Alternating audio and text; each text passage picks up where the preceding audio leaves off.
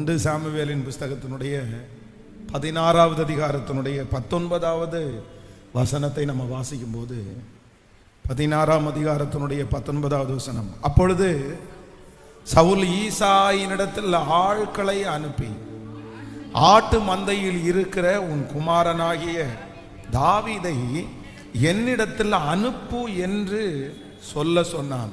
அப்பொழுது சவுல் ஈசாயினிடத்தில் ஆட்களை அனுப்பி ஆட்டு மந்தையில் இருக்கிற உன் குமாரனாகிய தாவீதை என்னிடத்தில் அனுப்பு என்று சொல்ல சொன்னான். ஆண்டவருடைய பிள்ளைகளே, இந்த இடத்துல ரொம்ப அழகா அப்படின்னா தாவீதை 2 முறை தேடி வர்றாங்க. ஒரு முறை வேதம் சொல்லுது, சாமுவேல் தீர்க்கதரிசி தாவீதை தேடி வர்றாரு. தாவீது ஈசாயினுடைய வீட்டுக்கு தேடி அந்த ஒரு மனுஷனை அபிஷேகம் பண்ணுகிறதற்காக தான் ஆண்டவர் அந்த ஊழியக்காரனை கூட்டிட்டு வர்றாரு. அப்போ ஈசாயின் வீட்டுக்கு தாவீதை அபிஷேகம் பண்ணி இப்போ திரும்பி தேவனுடைய மனுஷன் திரும்பி போயிட்டாரு. சில காலங்கள் தாண்டிருச்சு. அதற்கு பிறகு வேதம் சொல்லுது, இன்னொருத்தர் இப்ப தேடி வர்றாங்க. யார் தேடி வர்றாங்க அப்படின்னு சொன்னா, ராஜா அரண்மனையிலிருந்து சவுலுடைய ஆட்கள் எங்க தேடி வர்றாங்கன்னா ஈசாயினுடைய வீட்டிற்கு தாவீதை தேடி வருகிறார்கள். அப்படின்னா அபிஷேகம் பெறுகிறதற்கு முன்னாடி எங்கிருந்து ஆள் வந்துச்சு அப்படின்னா தீர்க்கதரிசி தன்னுடைய வீட்டுக்கு வந்தாங்க. ஆனா அபிஷேகம் பண்ணப்பட்டதுக்கு பிற்பாடு ராஜ அரண்மனையிலிருந்து ஆட்கள் தேடி வர்றாங்க. அப்போ ஒரு தேவனுடைய பிள்ளையினுடைய வாழ்க்கையில இந்த அபிஷேகம் அப்படின்றது தேவனோடு உள்ள வாழ்க்கை, அவருடைய பிரசன்னம் அப்படின்றது சில நேரங்களில் நம்மளை படிப்படியாக என்ன பண்ணோம்னா உயர்ந்த ஆட்களை நம்மளை தேடி வரப்பண்ணும். நான் நம்புறேன், ராஜ அரண்மனையிலிருந்து இல்லை உன் பிள்ளையை அனுப்பிவிடுப்பா, உங்கள் பிள்ளை எங்களுக்கு வேணும், எனக்கு உதவி செய்யறதுக்கு வேணும், என்னுடைய அரண்மனையில் வேலைக்கு வேணும். அப்போ தாவீது தேடி போகலை, அரண்மனையை தேடியோ இல்லை வேலையை தேடியோ போகலை. ஆண்டவருடைய அபிஷேகம் தாவீதின் மேல் இருந்த காரணத்தினால வேதம் சொல்லுகிறது, அரண்மனையிலிருந்து ஆட்கள் தாவீதை தேடி வந்தாங்க. அதே போலதான் யோசேப்பை நம்ம வாசிக்கும் போது வேதம் சொல்லுது, யோசேப்பு அரண்மனையை தேடி போகல, பார்வோனுடைய வீட்டை தேடி போகல. ஆனா சிறைச்சாலையிலே இருந்த யோசேப்பை தேடி பார்வோன் அரண்மனையிலிருந்து ஆட்கள் வர்றாங்க. பாருங்க, இல்ல ராஜா அவங்கள கூட்டிட்டு போக சொன்னாரு, நீங்க வேணும், நீங்க எங்களுக்கு தலைவனா இருக்கிறதுக்காக ஒரு பெரிய ஏற்பாடு செய்யப்படுகிறது. நான் இந்த வசனத்தை தியானிக்கும் போது நான் நம்புறேன், என்னன்னா பெரிய பெரிய இடங்களிலிருந்து, பெரிய பெரிய பதவியிலிருந்து, பெரிய பெரிய மனிதர்களிடத்திலிருந்து கர்த்தர் நமக்கு அழைப்புகளை கர்த்தர் கொண்டு வருவதற்கு கர்த்தர் வல்லவராயிருக்கிறார். உங்களுடைய பிள்ளைகளுக்கு அழைப்புகள் வரும். சாதாரணமான இடத்திலிருந்து அல்ல, சமுதாயத்தில் உயர்ந்த இடத்திலிருந்து உங்களை தேடி ஆட்களை கர்த்தர் கொண்டு வர பண்ணுவார். ராஜ சமூகத்திலிருந்து ஆண்டவர் ஆட்களை கொண்டு வர பண்ணுகிற தேவனாய் இருக்கிறார். இது தீர்க்க தரிசனமான வார்த்தை. இந்த 100 days ஜெபத்தை கர்த்தர் ஆயத்தம் பண்ணதுக்கு பெரிய நோக்கம் என்ன அப்படின்னா, நம்ம தேடி போறது அல்ல, நீங்க அலைஞ்ச நாட்களை ஆண்டவர் மாற்றி, நீங்க தேடி போகிற நாட்களை எல்லாம் ஆண்டவர் மாற்றி கர்த்தர் அநேக ராஜாக்களிடத்திலிருந்து சில பதவிகளையும் சில உயர்வுகளையும் பெரிய பெரிய இடங்களிலிருந்து நம்மை தேடி கர்த்தர் வர பண்ணுவார். இந்த வார்த்தை எழுத்தின் பிரகாரமாகவே ஆம் என்றும் ஆமேன் என்றும் அப்படியே நடப்பதாக. ஆண்டவர் தான் அபிஷேகம் பண்ணின பிள்ளைகளை அப்படிதான் ஆண்டவர் கனம் பண்றாரு. பாருங்க, மொர்தெகாயை குறித்து வேதம் சொல்லுது, மொர்தெகாய்க்கு ராஜாவுடைய அரண்மனையிலிருந்து ஆட்கள் வர்றாங்க. யாரை அனுப்புறாருன்னா, ஆமான் என்கிற அந்த தேசத்திலே இருக்கிற ஒரு மிகப்பெரிய தலைவனை அங்க ராஜா அரண்மனையிலிருந்து நீ வேகமா வாப்பா, சீக்கிரமா வாப்பா, ராஜா உன்னை கனப்படுத்தும்படியா சொல்லி இருக்கிறாரு, நீ ராஜ சமூகத்துக்கு வரணும்னு சொல்லி ராஜாவினிடத்திலிருந்து மொர்தெகாய்க்கு அழைப்பு வருது. பாருங்க, அதே போல தானியேல் சிங்க கெபிக்குள்ள இருக்கும்போது வேதம் சொல்லுது, தானியேலை சிங்க கெபிக்கு பார்க்கிறதுக்கு யாரையே கிளப்பி ஆண்டவர் வர பண்ணினார்னா, அந்த நாட்டினுடைய ராஜாவே தானியேலை பார்க்கிறதற்கு சிங்க கெபியில கிளம்பி வரதை நம்ம பார்க்கிறோம். அப்போ வேதம் சொல்லுகிற வார்த்தை அப்படியே நிறைவேற போகிறது. உதிக்கிற உன்னுடைய வெளிச்சத்தினிடத்திற்கு ராஜாக்கள் ஜனங்கள் நடந்து வருவார்கள். உதிக்கிற வெளிச்சத்தினிடத்திற்கு, இந்த அபிஷேகத்தினிடத்திற்கு, இந்த வல்லமையினிடத்திற்கு. ஆமென். கர்த்தர் தேடி ராஜாக்களை தேடி வர பண்ண போகிறார். உயர்ந்த நபர்களை ஆண்டவர் தேடி வர பண்ண போகிறார். ஆமென். நான் தேடி போகிற காலங்களை ஆண்டவர் முழுவதுமாய் மாற்ற போகிறார். சீக்கிரமாய் ஆண்டவர் மாற்ற போகிறார். இனி நீங்கள் அலைந்து திரிவது இல்லை. இனி நீங்கள் தேடி தேடி போவது இல்லை. கர்த்தருடைய ஆசீர்வாதம், கர்த்தருடைய அபிஷேகம் இனி நம்மை தேடி வர பண்ணும் என்கிறதுல சந்தேகமே இல்லை. சொல்லுங்க பார்க்கலாம், கைகளை மேல உயர்த்தி இந்த வார்த்தையை நான் நம்புற ஆண்டவரேன்னு சொல்லுங்க. இந்த வார்த்தையை நான் விசுவாசிக்கிற ஆண்டவரேன்னு சொல்லுங்க. நிச்சயமாய் நடக்கும். ஆண்டவருடைய பிள்ளையே நடக்கும். உங்க மேல இருக்கிற அபிஷேகம் அவ்வளவு பெருசு. உங்க மேல ஆண்டவர் வச்சிருக்கிற திட்டம் அவ்வளவு பெருசு. கர்த்தாவே, நான் ஒரு ஒளியாய் மாறணும், நான் ஒரு வெளிச்சம் கொடுக்கிறவனாய் மாறணும். ஆண்டவரே, இன்றைக்கு சொன்ன இந்த வார்த்தையின்படியே தேங்க்யூ ஜீசஸ். அழைப்பு தேடி வருவதாக, மறைந்திருக்கிற உங்களையும் என்னையும் தேடி அந்த அழைப்பு வருவதாக. அந்த அழைப்பை நமக்கு கொண்டு வந்து தருகிற தேவன் நம்மோடு இருக்கிறார். ஹalleluya ஹalleluya ஹalleluya. அப்போ அபிஷேகத்திற்கு, ஆண்டவருடைய பிரசன்னத்திற்கு அவ்வளோ பெரிய வேல்யூ இருக்குது, அவ்வளோ பெரிய வேல்யூ இருக்கிறது.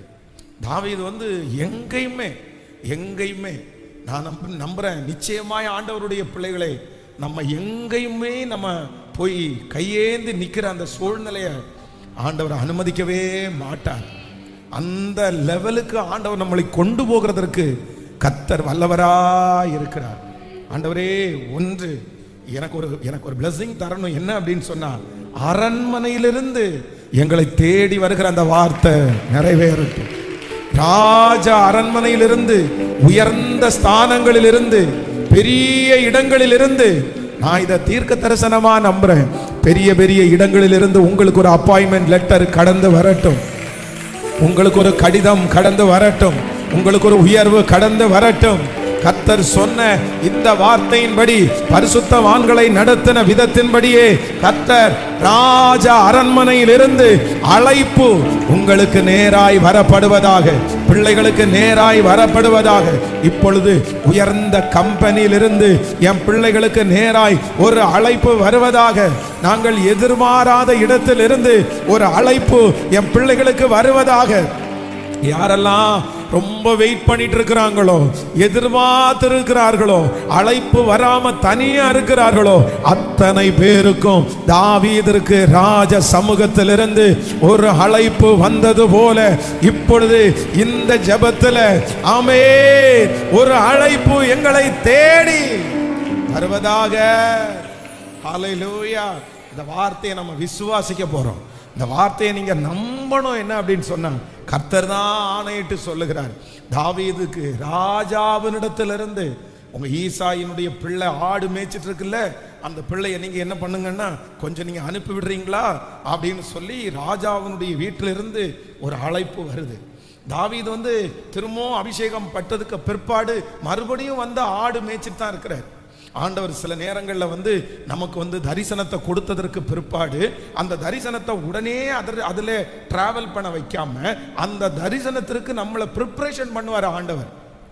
எல்லாரையும் அப்படிதான். ஆண்டவர் யோசேப்பே அப்படிதான். தரிசனத்தை ஆண்டவர் கொடுத்துட்டு அதுக்கப்புறம் அந்த வழியில நடத்தவே இல்லாத மாதிரி தான் தெரியும். அந்த பாதையில நடத்தாம கர்த்தர் அப்படியே ஆப்போசிட் டைரக்ஷன்ல நடத்தி கர்த்தர் அந்த மனுஷனை என்ன பண்றாருன்னா கர்த்தர் உருவாக்குறார், கர்த்தர் ரெடி பண்றார். கர்த்தர் ரெடி பண்ணி உருவாக்குறதற்கு பிற்பாடு எந்த தரிசனத்தை ஆண்டவர் கொடுத்தாரோ அந்த தரிசனத்துல கொண்டு போய் வைத்து கர்த்தர் அவனை அலங்கரிக்கிறார். அதனால ஆண்டவர் உங்களுக்கும் எனக்கும் விஷன் கொடுத்தது உண்மை, கர்த்தர் நமக்கு தரிசனம் கொடுத்திருக்கிறது உண்மை. ஆனா நீங்க இப்பொழுது கடந்து போகிற பாதை வித்தியாசமான டைரக்ஷன், வித்தியாசமான பாதையா இருக்கிறத பார்த்து நீங்க பயப்படாதீங்க. அதற்கும் உங்களுக்கும் சம்பந்தமே இல்லைன்னு நீங்க நினைச்சிடாதீங்க. அது நமக்கு தான் சம்பந்தம் இல்லை, ஆனா ஆண்டவரை சம்பந்தப்படுத்துகிற கர்த்தர். அதுல தான் ஆண்டவர் நம்மை உருவாக்குகிற தேவன், அதுல நம்மளை ரொம்ப அழகாய் வணைந்து கொள்ளுகிற தேவன். அதனால சில நேரத்தில் நமக்கு வித்தியாசமான பாதை, ஆனா அங்கதான் ஆண்டவர் நம்மளை ரொம்ப ரொம்ப அழகாய் கர்த்தர் உருவாக்குவார். நான் நம்புறேன் இந்த 100 days ஜெபத்தில் கலந்து கொள்கிற நம்ம ஆண்டவருடைய திட்டத்தில் இருக்கிறோம், ஆண்டவருடைய திட்டத்தில் இருக்கிறோம், ஆண்டவருடைய வாயினுடைய வார்த்தையில இருக்கிறோம், கர்த்தருடைய பிளானில் இருக்கிறோம். நமக்கு ஒரு தரிசனத்தை கர்த்தர் தந்து நம்மை கர்த்தர் உருவாக்கி கொண்டிருக்கிறார். எதற்காக என்றால் ராஜாக்கள். இப்ப நம்ம என்ன ஜெபம் பண்ண போறோம்னா, இந்த 100 days முடிகிறதுக்குள்ள பிசினஸ் நீங்க பண்றீங்களா, குறைஞ்சது ஒரு 10 பேராவது ஒரு முக்கியமான பேர் உங்களை தேடி வரணும். ஆமென். இந்த வார்த்தையின்படி அப்படியே நடக்கணும். ஆமென். எப்படி சவுல் என்கிற ஒரு ராஜா வந்து ஆள் அனுப்பி தாவீதை போய் மீட் பண்ணி கூட்டிட்டு வாங்கப்பா அப்படின்னு சொன்னாங்களோ, இது எந்த நாலேஜுமே இல்லாம தாவீது வீட்டில் இருக்கிறார், அந்த கொஞ்சம் ஆடுகளை மேய்த்து கொண்டிருக்கிறார். திடீர்னு ஒரு அழைப்பு வருது. ஆனா அந்த அழைப்பு எங்கிருந்து வருதுன்னு சொன்னா, மேல ராஜாவினிடத்திலிருந்து வருகிறது. ஆமென். இந்த எழுத்தின் பிரகாரமாகவே நடக்கணும், எழுத்தின் பிரகாரமாகவே நடக்கணும். அதே போல வேலையே இல்லாம வீட்டில் வேலை இல்லாம இருக்கிறவங்க, திருப்தியான வேலை இல்லாம இருக்கிறவங்க, படிச்ச வேலை இல்லாம இருக்கிறவங்க, சரியான ஒரு இடத்துல இன்னும் ஃபிக்ஸ் பண்ணப்படாதவர்களுக்கு இந்த வார்த்தையின்படி ஆண்டவர் ராஜாக்களிடத்திலிருந்து உங்களுக்கு கடிதங்களை கர்த்தர் அனுப்புவாராக. ராஜாக்களிடம் இருந்து உங்களுக்கு அப்பாயின்மெண்ட் லெட்டர் வருவதாக. இயேசுவின் நாமத்தினால் அது நடக்கட்டும். ஆமென். நீங்கள் நினையாத இடத்திலிருந்து உங்களுக்கு அப்படிப்பட்ட ஒரு அப்பாயின்மெண்ட் லெட்டர் வருவதாக. நினையாத இடத்திலிருந்து ஒரு அழைப்பு வந்து ஆண்டவர் உங்களை கனப்படுத்துவாராக. நினையாத இடத்திலிருந்து ஒரு பிசினஸ் வரட்டும். நினையாத இடத்திலிருந்து ஒரு அபிஷேகத்தை கர்த்தர் அனுப்புவாராக. ஹல்லேலூயா. கைகளை உயர்த்தி இது நடக்கணும் ஆண்டவரே. சிலருக்கு இது தீர்க்க தரிசனமான வார்த்தை. அம்மா, நீங்க எதிர்பார்த்துட்டு இருக்கிறது வீணா போகாது. சிஸ்டர், நீங்க எதிர்பார்த்திருக்கிறது வீணா போகாது. பிரதர், கர்த்தர் நினைச்சாருன்னா கர்த்தர் எந்த இருதயத்தையும் நமக்கு பக்கமாய் திருப்புவார். கர்த்தர் திருப்புவார். ஹல்லேலூயா. ஸ்தோத்திரம். மொர்தெகாய்க்கு போன அழைப்பு உங்களுக்கு வருவதாக.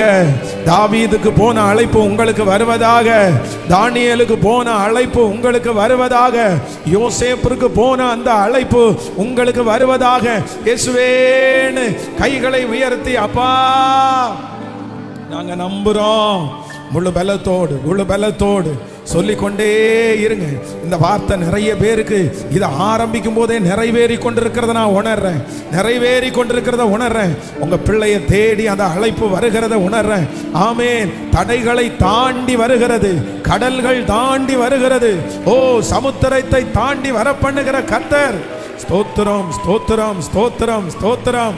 அடைக்கப்பட்ட வாசல்களை திறந்து கொண்டு வந்து சேர்க்கிற தேவனாகிய கர்த்தர் இப்பொழுது அந்த தடைகளை தாண்டி இயேசுவின் நாமத்தில் வருவதாக, வருவதாக, வருவதாக. ஹல்லேலூயா. தேவன் பெரிய தேவன். ஆமென். உங்களுக்கு ஒரு அழைப்பு வரும், ராஜாவினிடத்திலிருந்து ஒரு அழைப்பு வரும். இந்த ஜெபம் முடிகிறதற்குள்ள ஒரு அழைப்பு வரும். உங்க குடும்பத்திற்கு ஒரு அழைப்பு வரும், உங்க பிள்ளைகளுக்கு ஒரு அழைப்பு வரும். அந்த ஒரு அழைப்பு உங்களை உன்னதமான இடத்துல கொண்டு போய் நிறுத்தும். உங்க வம்சத்துல இருக்கிற எல்லாரை காட்டிலும் உயர்ந்த இடத்துல கொண்டு போய் நிக்க வைக்கும். அந்த அழைப்பு பலரை தாண்டி கர்த்தர் உங்களிடத்திலே கொண்டு வந்து சேர்ப்பாராக. அந்த அழைப்பு உங்களுக்கு சந்தோஷப்படுகிற அளவுக்கு இருக்கும். அது நீங்கள் நினைக்காததாய். ஆமென். எத்தனை பேர் விசுவாசிக்கிறீங்க? கர்த்தர் சீக்கிரமா செய்ய போறாரு. நம்முடைய குடும்பத்திற்கு ஆண்டவர் செய்ய போறாரு. மிக முக்கியமான இடங்களிலிருந்து நமக்கு கர்த்தர் ஒரு அழைப்பை கர்த்தர் அனுப்ப போகிறார். தகுதியே நமக்கு இல்லாத இடங்களிலிருந்து நமக்கு ஒரு அழைப்பு வரப்போகிறது. நீங்க சந்தோஷப்பட போறீங்க. இது கர்த்தருடைய தீர்க்க தரிசனமான வார்த்தை, தீர்க்க தரிசனமான வார்த்தை. அந்த ஒரு அழைப்பு இத்தனை வருடங்களும் நீங்கள் பட்ட கஷ்டத்திற்கு பதில் கொடுக்க போகிறது. 30 வருஷமாய் யோசேப்பு கடந்து வந்த அந்த பாதைக்கு அந்த ஒரு அழைப்பு அவனுடைய தலையை நிமிர பண்ணினது போல கர்த்தர் வாக்கு கொடுக்கிறார். நான் இந்த ஜெபத்திலே முடிய ஒரு அழைப்பை அனுப்புவேன். ஒரு நல்ல செய்தி உங்களை தேடி வரும், ஒரு நல்ல அழைப்பு உங்களை தேடி வரும். ஹல்லேலூயா. அது இத்தனை நாட்களும் பட்ட கஷ்டத்திற்கு நமக்கு பலனாய் மாற போகிறது. ஹல்லேலூயா. ஆமென். வேதத்துல அடுத்து முக்கியமான விஷயத்தை பார்க்கும்போது வேதம் சொல்லுது, நம்முடைய தீர்க்கதரிசி ஆகிய எலியாவை ஆண்டவர் வந்து கேரித் அப்படின்ற ஒரு ஆற்றண்டையில கத்தர் கொண்டு போய் அந்த ஆற்றனுடைய தண்ணீரை குடித்து காகங்கள் உன்னை போஷிக்க கட்டளையிடுவேன் அப்படின்னு ஆண்டவர் வாக்கு கொடுத்தார். நீ வந்து 1 ராஜாக்கள் 17ஆம் அதிகாரத்தில் அதை வாசிக்கும் போது இருக்கும், காகங்களை கொண்டு ஆண்டவர் போஷித்தார். ஆனா திடீரென்று பார்த்தா வேதம் சொல்லுது, அந்த ஆற்றனுடைய தண்ணீர் என்ன பண்ணிருச்சுன்னா வற்றி போயிருச்சு அப்படின்னு வேதம் சொல்லுது. நீங்க 17ஆம் அதிகாரத்தினுடைய 7வது வசனத்துல வாசிக்கும் போது, தேசத்தில் மழை பெய்யாதபடினால் சில நாளுக்கு பின்பு அந்த ஆறு வற்றி போயிட்டு. கவனிங்க, அந்த ஆத்துக்கு போ சொன்னது யாரு சொல்லுங்களேன்? அந்த ஆத்துக்கு போ சொன்னவர் கர்த்தர். அந்த ஆற்றுல இருக்கிற தண்ணீரை நீ குடிப்ப அப்படின்னு சொன்னவர் கர்த்தர். ஆனா சில நாட்களுக்கு பின்பு நேச்சரா அந்த தேசத்துல மழை பெய்யாததுனால அந்த ஆறு வற்றி போறது மாதிரி இந்த ஆறு வற்றி போயிருச்சாமா. ஆனா வேதம் சொல்லுது, அந்த ஆறு வற்றி போகிறதற்கு முன்னாடி கர்த்தர் என்ன பண்ணினார்னா, சாரிபாத் ஊர்ல ஒரு விதவையை தீர்க்கதரிசியை போஷிக்கிறதற்கு கர்த்தர் கட்டளையிட்டார். நீங்க 1 ராஜாக்களின் புஸ்தகம் 17ஆம் அதிகாரத்தினுடைய 9வது வசனத்தை வாசிப்பீர்களானால், நீ எழுந்து சீதோனுக்கு அடுத்த சாரிபாத் ஊருக்கு போய் அங்கே தங்கியிரு, உன்னை பராமரிக்கும்படி அங்கே இருக்கிற ஒரு விதவைக்கு கட்டளையிட்டேன். என்ன பண்ணாராமா? என்ன பண்ணாராமா? இங்க ஆறு வற்றி போகும்போது ஆண்டவர் என்ன சொன்னார்? நீ ஒன்றும் பயப்படாத, நீ ஒன்றும் பயப்படாத, நீ ஒன்றும் கலங்க வேண்டாம். உனக்கு என்ன பண்ண போற, நீ எடுத்து சீதோன் சாரிபாத்திற்கு போ, அங்கே உன்னை பராமரிக்கும்படி ஒரு விதவைக்கு நான் கட்டளை இட்டிருக்கிறேன். அப்போ நான் நம்புற ஆண்டவருடைய பிள்ளைகளே, இன்னொரு இடத்தை ஆயத்தப்படுத்தாம, இன்னொரு வெற்றியை ஆயத்தப்படுத்தாம, இன்னொரு உதவியை கர்த்தர் ஆயத்தப்படுத்தாம, ஏற்கனவே உங்களுக்கு கொடுத்திருக்கிற அந்த உதவியை கர்த்தர் ஒரு நாளும் கர்த்தர் எடுக்கவே மாட்டார். நான் நம்புறேன், இன்றைக்கு நீங்கள் கடந்து போகிற, இன்றைக்கு இருக்கிற சில காரியத்தை ஆண்டவர் எடுக்கிறாருன்னா, நீங்க வெறுமையா நிக்கிறீங்கன்னா நீங்க பயப்படாதீங்க. ஆண்டவர் ஏற்கனவே நமக்கு 2வது உங்களுக்கு போக வேண்டிய இடத்தை, பராமரிக்க வேண்டிய இடத்தை இங்க கைவிடும் போது, இங்க மறக்கும் போது, இங்க நமக்கு எதிராய் திரும்பும் போது நமக்காக ஆயத்தம் பண்ணி வச்சுட்டு தான் இந்த வாசலை கர்த்தர் அடைப்பார். ஹல்லேலூயா. நமக்காக ஒரு வாசல் அடையுமே, ஆனால் இன்னொரு வாசலை ஆண்டவர் திறக்காம இருக்கிற வாசலை கண்டிப்பா கர்த்தர் அடைக்க மாட்டார். நீங்க இந்த வாசல் அடைபட்டதை குறித்து நீங்க எவ்வளவு வேணும் கவலைப்படாதீங்க. இந்த வார்த்தையை சிலருக்கு தீர்க்க தரிசனமா ஆண்டவர் கொடுக்கிறாரு. ஐயோ, இவ்வளோ பெரிய வாசல் எனக்கு அடைக்கப்பட்டதே, நதியினுடைய தண்ணீரே வற்றி போயிடுச்சே, நான் இனி எப்படி பிழைப்பேன் அப்படின்னு நீங்க நினைக்கலாம். ஆனா கர்த்தர் வாக்கு கொடுக்கிறார், நதியினுடைய தண்ணீர் வற்றி போனாலும், உங்களுக்காக திறக்கப்பட்ட பெரிய வாசல் அடைக்கப்பட்டாலும், இன்னொரு வாசலை கர்த்தர் உங்களுக்காக திறக்காம இந்த வாசல் கண்டிப்பா அடைச்சிருக்க மாட்டாரு. சீக்கிரமாய், வெகு துரிதமாய் இந்த சத்தத்தை கேட்கிற ஆண்டவருடைய பிள்ளைகள், கர்த்தர் உங்களுக்காக திறந்திருக்கிற அந்த இன்னொரு வாசலை நீங்கள் பார்ப்பீர்கள். அந்த வாசலிலே கர்த்தர் உங்களுடைய கண்கள் காண அற்புதங்களை கர்த்தர் செய்வார். ஹல்லேலூயா. ஒரு வழி அடையும் போது எனக்காக 7 வழிகளை கர்த்தர் திறக்கிற கர்த்தர். எப்பவுமே ஆண்டவர் வந்து ஒன்ன ஆயத்தப்படுத்தாம ஒரு காரியத்தை கர்த்தர் செய்யவே மாட்டார், செய்யவே மாட்டார். நம்ம வந்து கண்டுபிடிக்கிறதுக்கு ஒருவேளை லேட் ஆகலாம், நம்ம வந்து அந்த இடத்துல போய் நிற்கிறதுக்கு ஒருவேளை லேட் ஆகலாம், ஆனா ஆண்டவர் ஏற்பாடு பண்ணாம கர்த்தர் செய்யவே மாட்டார். பாருங்க, வேதத்துல வந்து நம்ம பெரிய ஊழியத்தை செய்த மோசேயை குறித்து வேதம் சொல்லுது.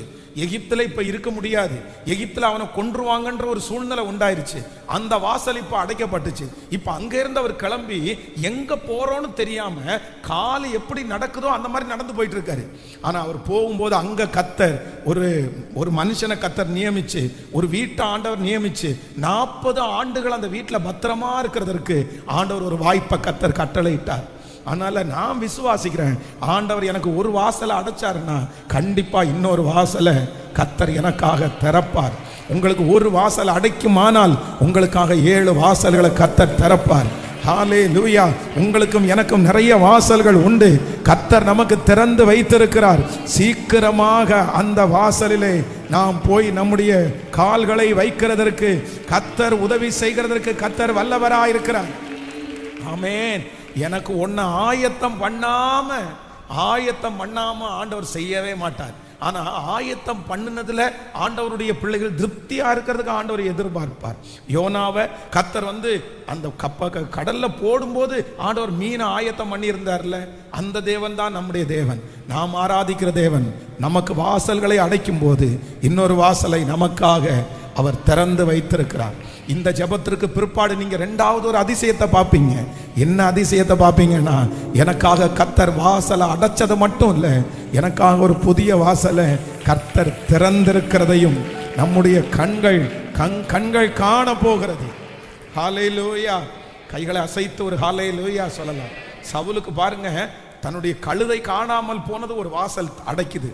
ஒரு வாசல் அவங்களுடைய அது வரைக்கும் அவங்களுக்கு இருந்த வருமானம், அவங்களுக்கு வேலை எல்லாமே அதான். இப்போ அந்த வாசல் அடைக்குது. அந்த வாசலை அடைச்ச உடனே வேதம் சொல்லுது, திரும்பி என்ன வாசல் திறக்குது அப்படின்னு சொன்னா, வேதம் அவனுக்காக ராஜ வாசல் அவனுக்காக திறந்திருக்கிறது. அவன் கடந்து போகிற இடம் தேவனுடைய மனுஷனுடைய வீடு. அந்த தேவனுடைய மனுஷனுடைய வீட்டிலே அவனுக்கு ஒரு ஆகாரம் ஆயத்தமாக்கப்பட்டிருக்கிறது. அது கர்த்தர் அவனுக்காக திறந்த புதிய வாசல், ஆச்சரியமான வாசல். ஹல்லேலூயா. ஆண்டவர் யாரோ ஒருத்தருக்கு தீர்க்க தரிசனமா சொல்றாரு, இந்த வாசல் அடைக்கப்பட்டதை குறித்து நீ பயப்படவே வேண்டாம், நீ கலங்கவே வேண்டாம். நான் உனக்காக ஒரு புது வாசலை உனக்காக திறந்து வைத்திருக்கிறேன். கைகளை எல்லாரும் உயர்த்தி அந்த வார்த்தையை நான் நம்புற ஆண்டவரேன்னு சொல்லுங்க. முழு பலத்தோட கூட எனக்காக ஒரு வாசலை திறக்காம இன்னொரு வாசலை நீங்க அடைக்க மாட்டீங்கப்பா. அந்த வாசலை என்னுடைய கண்கள் காணணும். அந்த வாசலை நான் போய் காலடி எடுத்து வைக்கணும். எனக்காக திறந்திருக்கிற அந்த வாசலை நான் பார்க்கும்படி என்னுடைய கண்களை திறந்தருள கர்த்தர் அந்த வாசலுக்குள்ளே பிரவேசிப்பதற்கு இஸ்ரவேல் ஜனங்களுக்காக நீர் செங்கடலிலே திறந்த அந்த வாசலிலே அவர்கள் நடந்து போவார்களானால் என்னையும் வெகு சீக்கிரத்திலே எனக்காக திறக்கப்பட்டிருக்கிற அந்த புதிய வாசலிலே நான் காலடி எடுத்து வைப்பதற்கு கர்த்தர் என்னை நடத்த போகிறார். நல்ல கரங்களை தட்டி கர்த்தர் என்னை நடத்த போகிறார். ஆமென். என் கரத்தை பிடித்து நடத்துகிறவர். ஹல்லேலூயா. ஆமென். எனக்காக வாசல்களை ஏதாவது ஒரு உதவியை கர்த்தர் எனக்காக செய்யாம ஒரு இடத்திலிருந்து எப்பவுமே ஆண்டவர் நம்மளை எடுக்கவே மாட்டார். நம்மளை ஆண்டவர் எந்த சோதனைக்குள்ள கொண்டு போனாலும் அதை தாங்கக்கூடிய பலன் தருகிறவர்.